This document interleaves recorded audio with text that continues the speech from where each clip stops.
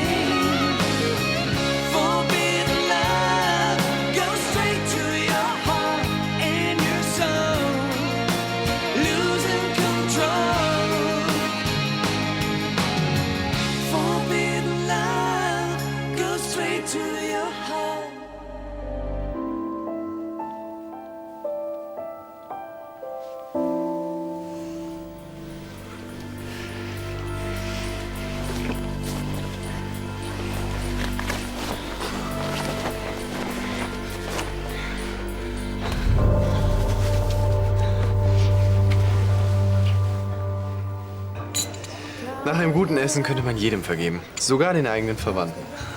Wo hast du das denn her? Hab ich irgendwo gelesen. Na und? Hält sich dran?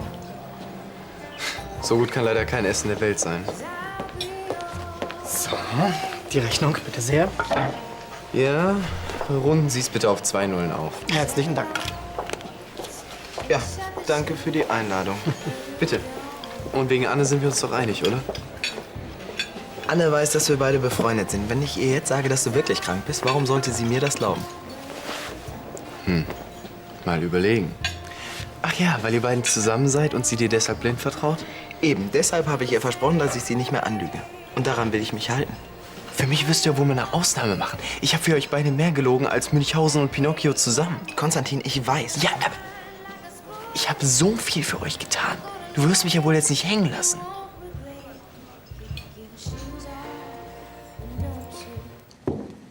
Möchtest du Senna heißen, Hannes? Das klingt doch nach einem Mädchennamen. Aber das hat dein fantasieloser Vater als Passwort.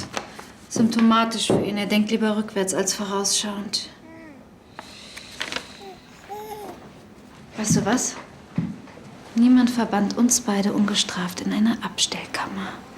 Und ich finde, dass es an der Zeit ist, die Harmonie zwischen deinem Papa und deinem Opa etwas zu stören.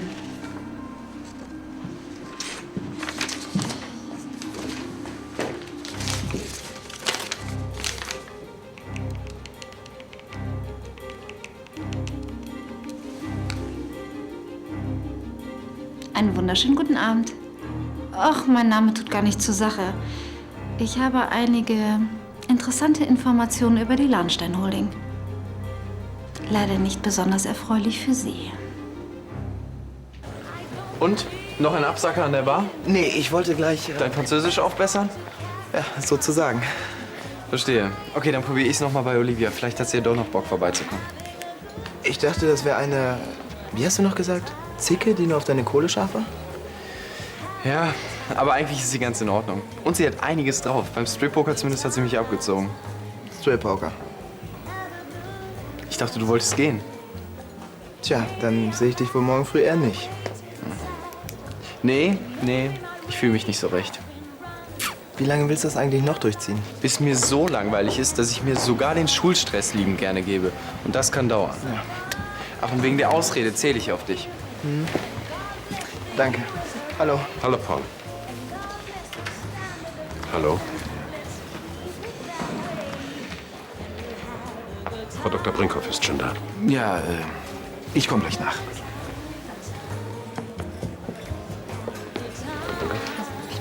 Tag auf Lahnstein.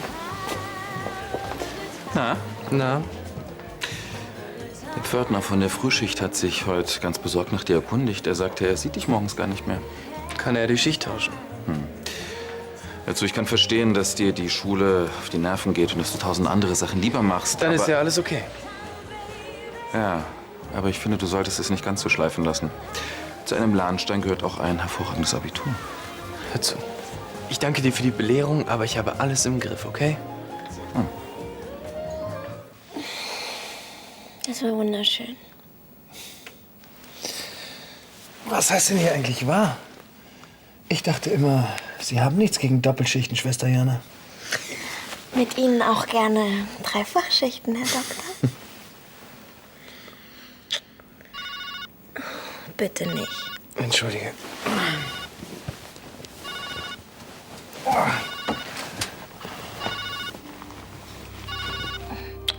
Wer ist es denn? Ach, ist nicht so wichtig. Ich merke nur, ich bin irgendwie doch ziemlich groggy. Ich geh mal duschen.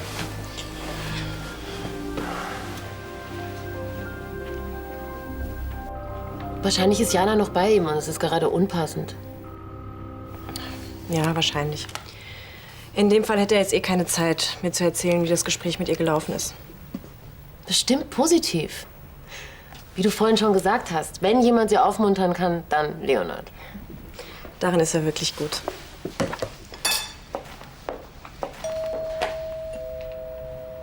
Es wird Paul sein. Hallo, schöner Mann. Belle Mademoiselle. Ah oui. Voulez-vous parler français ce soir, Monsieur? Also als Sportlehrerin gefällt's mir besser. Guten Abend. Hallo, Paul. Tja, na dann. Ich werde dann noch was lesen. Gute Nacht. Och nee. Doch.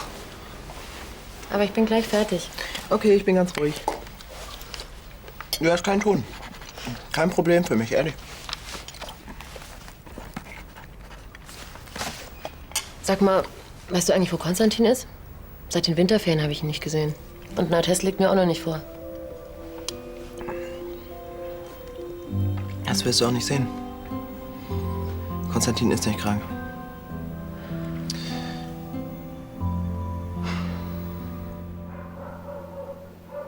Ich denke, Sie können dann abräumen. Oder, Leonard? Was? Ach so, ja. Ich habe sowieso keinen Hunger. Was ist denn los? Kennt man gar nicht von dir schlecht geschlafen? Ich wüsste wirklich nicht, was dich das angeht. Leonard, Ansgars Frage war nur nett gemeint. Ja, klar. Also, ich muss los. Bis dann. Schönen Tag noch. Ebenso. Ah, ich glaube, wirklich schlecht geschlafen. Ich bringe Hannes besser wieder zu Tanja. War sie aber heute Nacht wieder bei euch? Ja, damit er sich in Tanjas neuer Eishöhle nichts wegholt. Gott, in dem Raum ist es doch nicht wirklich kalt, oder? Nein, natürlich nicht, Elisabeth. Sie zieht nur weiter ihre Mitleidsnummer durch. Und auf unser Mitleid kann sie lange warten. Richtig. Ach, ich bin übrigens heute nicht in der Holding. Ich habe einen Auswärtstermin.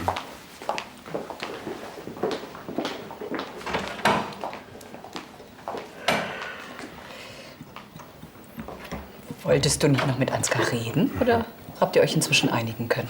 Nein. Obwohl, seine Überlegungen sind nicht ganz von der Hand zu weisen. Geschäftlich macht es durchaus Sinn, sich von Randbereichen der Holding zu trennen. Aber das würde etliche Entlassungen nach sich ziehen. Was ich natürlich vermeiden will. Außerdem will ich nicht, dass mein Lebenswerk nach und nach abgetragen wird. Selbst wenn es lukrativer wäre. Entschuldigen Sie die Störung, ein dringender Anruf. Danke, Frau Kepler. Von Lahnstein? Bitte was? Woher haben Sie diese Information? Nein, nein, nein, nein, nein. Ich versichere Sie das. Beruhigen Sie sich. Ich rufe zurück, wir machen einen Termin. Auf Wiederhören. Das war der Betriebsratsvorsitzende unserer Bank. Unter den Mitarbeitern herrscht helle Aufruhr, weil sie von Plänen zur Zerschlagung der Holding gehört haben. Ihr habt echt? Ich glaub's ja nicht. Was geht? Nichts geht. Und nicht was, sondern wer. Und zwar du.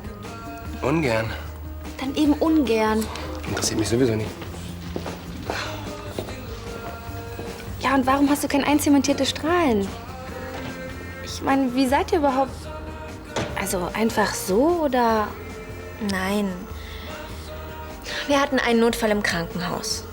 Ein kleines Mädchen hat Haushaltsreiniger geschluckt. Ich war einen kurzen Moment nicht bei der Sache. Ich habe ihr versehentlich eine 40-prozentige Lösung verabreicht. Viel zu hoch dosiert. Wenn Leonard nicht eingegriffen hätte, dann... Aber es ist alles gut gegangen. Gerade noch. Aber ich habe mich halt gefragt, ob dieser Beruf wirklich das Richtige für mich ist. Ich meine, ich werde immer wieder in Stresssituationen geraten, wo ich schnell handeln muss. Ich kann mir gut vorstellen, dass sich da mal jeder überfordert fühlt. Ich meine, ist doch total natürlich. Ja, das hat Leonhard auch gesagt. Er hat mir Mut gemacht, dass ich meine Ausbildung nicht hinschmeißen soll. Und dann hat er dich getröstet und... Ja, Klassiker, oder? Nachdem ihr miteinander geschlafen habt, hat er es bereut? Gesagt hat er das nicht gerade, aber... Aber du hast es gespürt. Erst war es wunderschön. Ja, und dann hat's Telefon geklingelt. Das war Sarah. Ja, und danach... Ich brauche mir nichts vormachen, er liebt sie immer noch.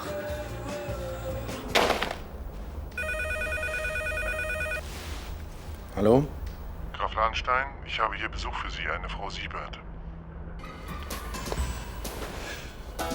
Okay, können Sie sich noch ein bisschen hinhalten? Oder das ist auch auffällig. Okay, schicken Sie sie hoch, okay. Gut, mach ich.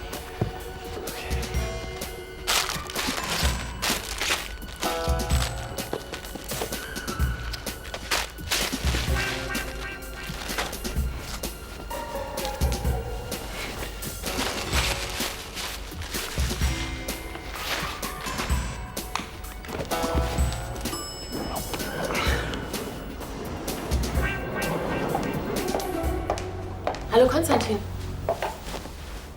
Frau Siebert, wie nett. Sie sind jetzt schon so lange krank, da wollte ich mal sehen, wie es Ihnen geht. Eigentlich nicht so gut. Sie sind ganz alleine hier? Ja, Entschuldigen Sie bitte die Unordnung, aber ich fühle mich einfach zu schlapp zum Aufräumen. Ich habe ständig solche Schwindelanfälle und Fieber. Was sagt denn der Arzt? Er sagt, ich habe einen grippalen Infekt und da kann man nicht viel machen, den muss man einfach auskurieren. Aber so lange, das ist doch schon ungewöhnlich. Konstantin, wenn Sie irgendwelche Probleme haben, welcher Art auch immer, wir können gern darüber reden. Probleme? Nein. Wie kommen Sie denn da drauf? Es wäre doch möglich. Nein, mir geht's... Bis auf den Infekt geht's mir bestens. Ich brauche nur sehr viel Ruhe, dann wird das schon wieder. Na dann, will ich Sie auch nicht weiter stören. Haben Sie doch gar nicht. Vielen Dank für Ihren Besuch. Ach, und übrigens, bevor ich es vergesse, ich brauche noch einen Attest von Ihnen. Bitte innerhalb der nächsten 3 Tage.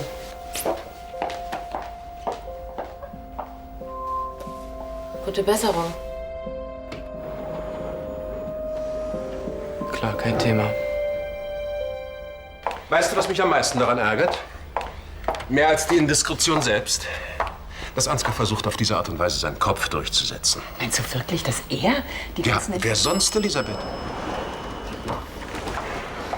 Guten Tag. Guten Tag. Hallo.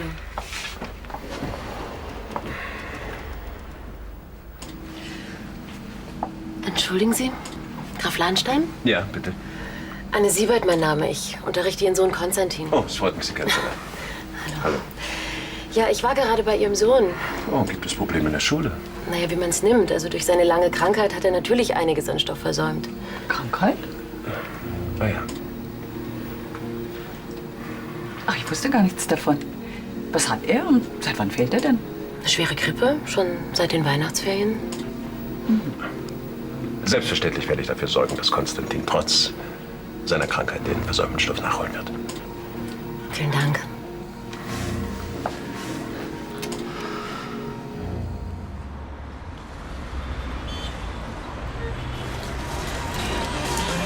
Jetzt wart doch mal ab. Leonhard weiß doch selbst, dass er mit Sarah nicht zusammen sein kann.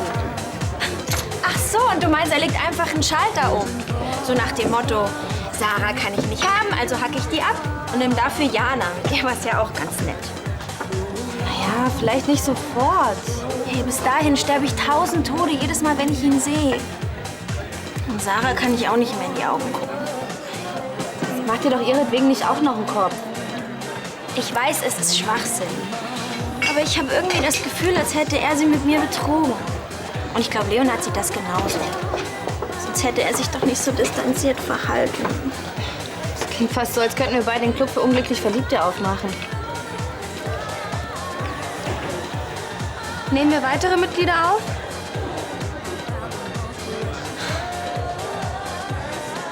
könnte kompliziert werden. Ich sage dir, das ist reiner Trotz. Der Junge lässt sich völlig gehen. Aber was ist, wenn er wirklich krank ist? Aber doch nicht seit Weihnachten, Elisabeth, ich bitte dich. Nein, der Bengel schwänzt ganz einfach. Angefangen hat es damit, dass er sich diese Prostituierte bestellt hat. Nein, Johannes. Angefangen hat es damit, dass er von uns beiden erfahren hat. Elisabeth, bitte. Du darfst dir sein Verhalten nicht anlasten. Konstantin ist alt genug, um für sich selbst Verantwortung zu übernehmen. Dann solltest du ihn zur Rede stellen. Du glaubst doch nicht im Ernst, dass er auch nur ein Wort von mir annehmen würde. Aber du kannst das nicht so laufen lassen. Schon gar nicht wegen der Schule. Ja, ich weiß. Ansgar. Was ist denn, wenn du Ansgar bittest? Die beiden hatten doch immer einen ganz guten Draht zueinander. Ja, aber ich möchte ihn im Moment ungern um etwas bitten, das verstehst du sicher.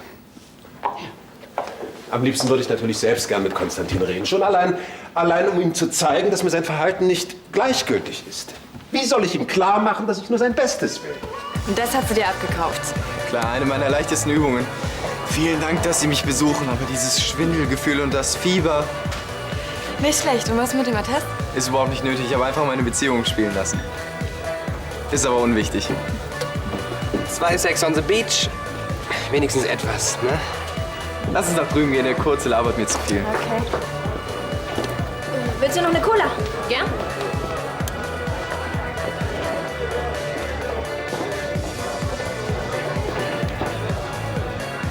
Leonard. Hi, Sarah. Hi.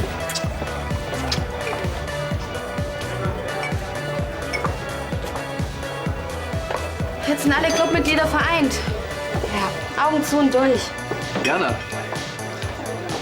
Du hier? Ja, soll ich nicht? Doch, doch. Ich dachte nur, aus irgendeinem Grund, du hättest heute Nachtschicht. Getauscht. Tja, dann. Kann ich eine Cola bekommen? Ja, sicher.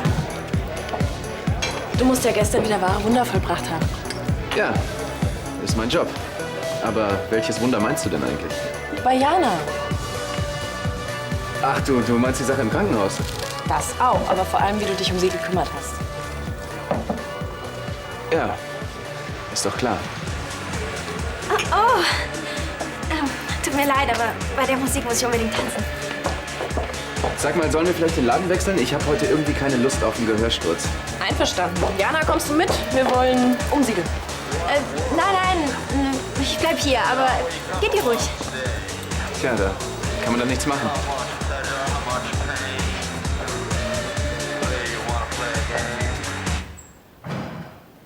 Ich werde so schnell wie möglich eine Mitarbeiterversammlung einberufen lassen. Da können wir dann alle offenstehenden Fragen hinreichend klären. Genau. Auf Wiederhören, Herr Pietsch. Frau Brandner? Vater, ich habe dir noch gar nicht von meinem Treffen gestern erzählt. Das war ein voller Erfolg. Das interessiert mich im Moment herzlich wenig. Du weißt doch ganz genau, wie ich über die Neustrukturierung der Holding denke. Ja, natürlich, aber... Wie kommst du dazu, deine Vorstellung davon als Fakten weiterzugeben? Hast du eine Ahnung, wie viele Telefonate ich führen muss, um allein den Betriebsrat halbwegs zu besänftigen? Also, Vater, ich weiß beim besten Willen nicht, wovon du redest. Also, bitte verkauf mich nicht auch noch für dumm. Wir beide sind die Einzigen, die davon gewusst haben. Und ich habe dieses Gerücht ganz bestimmt nicht in die Welt gesetzt. Moment mal, Vater, einen Moment. Ich habe mit dieser Geschichte nichts zu tun, das musst du mir glauben. Wir glauben? Ja, das war vielleicht genau der Fehler. Zu glauben, dass du dich wirklich geändert hast.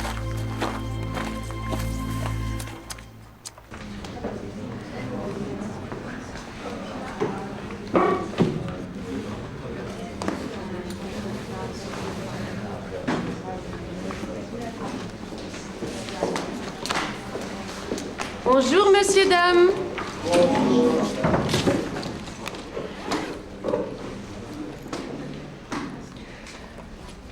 Wie ich sehe, fehlt Konstantin immer noch. Weiß jemand von Ihnen etwas über ihn? Paul, haben Sie etwas von Konstantin gehört? Nein, keine Ahnung. Danke.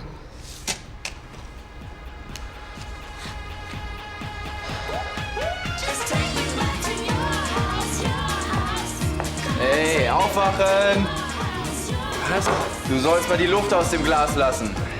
Gibt nichts, es ist Feierabend. Was soll das denn? Wonach sieht's denn aus? Game over. Das könnt ihr nicht machen. Wir wollen ja noch weiter feiern. Schon mal auf die Uhr geguckt? Eigentlich hätten wir schon längst zugemacht. Ich lasse ihr eine Menge Kohle. Da kann ich ja wohl erwarten, dass ihr mal eine Ausnahme macht. Das haben wir ja schon gemacht. Oh, na los jetzt. Nur noch ein letzter Cocktail.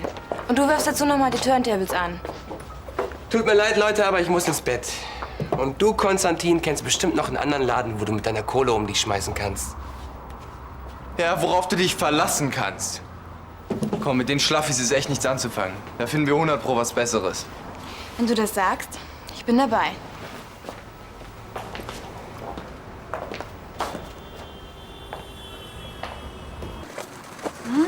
Du hast ja einen sportlichen Papa. Guten Morgen. Du kannst es nicht lassen, was? Was denn, dich zu begrüßen? Du weißt ganz genau, wovon ich rede. Ich weiß zwar noch nicht, woher du die Information mit der Zerschlagung der Holding hast, aber das kriege ich auch noch raus. Verlass dich drauf. Zerschlagung, könntest du mich bitte aufklären? Du musst ganz schön frustriert und einsam sein, wenn du jetzt schon so blindlings um dich schlägst. Kennst du das Sprichwort vom steten Tropfen, mein Süßer? Da dein Vater kein Stein ist, wird er ganz bald wieder am Ende der Nahrungskette stehen. Champagner. 2 Gläser? Gerne. Die ganze Flasche und jetzt Tisch ab. Und bringen Sie uns den besten, den Sie haben. Natürlich, was denn sonst?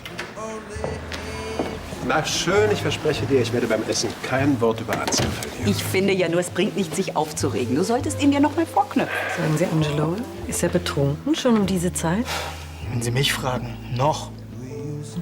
Dankeschön. Entschuldige mich bitte einen Moment. Ja.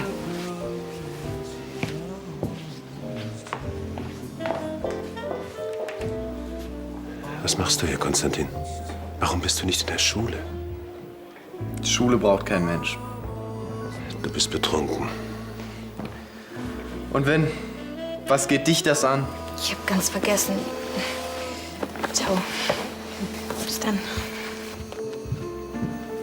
Na toll. Jetzt hast du sie auch noch vergrault. Was willst du überhaupt von mir? Ich mache mir Sorgen um dich, Konstantin. Du schwänzt seit Wochen die Schule. Du lässt dich in einer Art und Weise gehen, die... Das geht dich einen Scheiß an. Mäßige bitte deinen Ton, ja? Natürlich. Hauptsache nach außen ist mal wieder heile Welt. Konstantin, bitte. Wann kapierst du es endlich? Halt dich einfach aus meinem Leben raus, alter Mann. Du bist nicht mal mein Vater.